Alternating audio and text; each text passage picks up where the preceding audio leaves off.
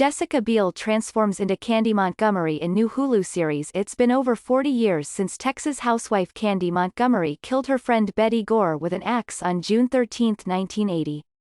In an upcoming limited series titled Candy, Hulu will shine some light on the chilling events leading up to Gore's untimely death.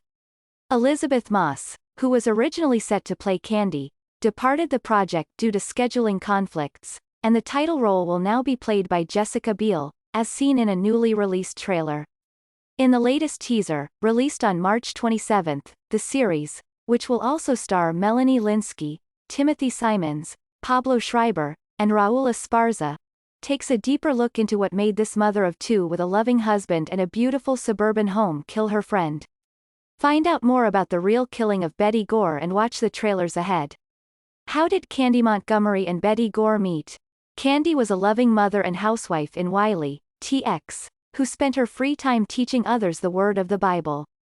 A devout churchgoer, Candy met Betty at the First United Methodist Church of Lucas, where the two formed a close friendship and eventually developed a mutual hatred for each other after Candy developed feelings for Betty's husband, Alan Gore. Candy Montgomery's affair with Alan Gore. Candy married Pat Montgomery, an electrical engineer at Texas Instruments, in the early 70s. Despite the fact that they were wealthy and Candy enjoyed being a housewife, she found herself incredibly bored at home. She first developed feelings for Alan during a church volleyball game in 1978, during which the two collided while making a move to hit the ball at the same time. After choir practice one day, the 28-year-old confessed her feelings to Alan, who told Candy he loved his wife too much to have an affair.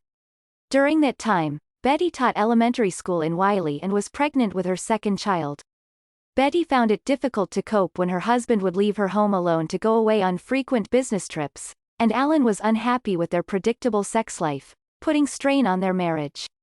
Nearly 3 weeks after Candy confessed her feelings to Alan, he called her on her 29th birthday and asked her to meet him at an auto repair shop in McKinney, TX. The killing of Betty Gore on the night of Friday, June 13, 1980, Alan was away for a business trip and found it strange that his wife, who hated being left home alone, was not answering his phone calls. Slightly concerned, he asked his neighbor Richard Parker to knock on the front door and see if Betty was home, according to Texas Monthly. Betty did not answer, so Alan called Candy to see if she'd heard from Betty that day. Candy insisted Betty seemed fine when she saw her earlier that day and assured Alan nothing was wrong. After a few more phone calls, Alan grew more concerned and stayed on the phone with his friends to receive updates as they investigated further into Betty's potential disappearance. At home, both cars were in the garage and the lights were on, making it all the more strange that Betty wouldn't answer. Several hours after Alan first suspected something was wrong, his search party of neighbors entered the home, where they came across the Gore's baby daughter, Bethany, in her crib and Betty's dead body in the utility room. Devastated by the news, Alan called Candy, who was babysitting his other daughter, Elisa, at the time, and sought comfort in her. After some investigation, the police found a bloody footprint at the crime scene, and the news quickly spread all over town. As soon as Candy heard about the footprint, she set to work destroying the soles of her favorite summer sandals with a pair of garden shears. The investigation and aftermath. Candy quickly became the main suspect in the case of Betty's death after her own report that she was the last one to see Betty alive. Candy's story about the day's events gave the police no reason to believe she was the true killer until Alan eventually admitted that he had ended an affair with Candy several months earlier, giving her a motive to commit murder. Candy was charged with murder and was soon released on bail.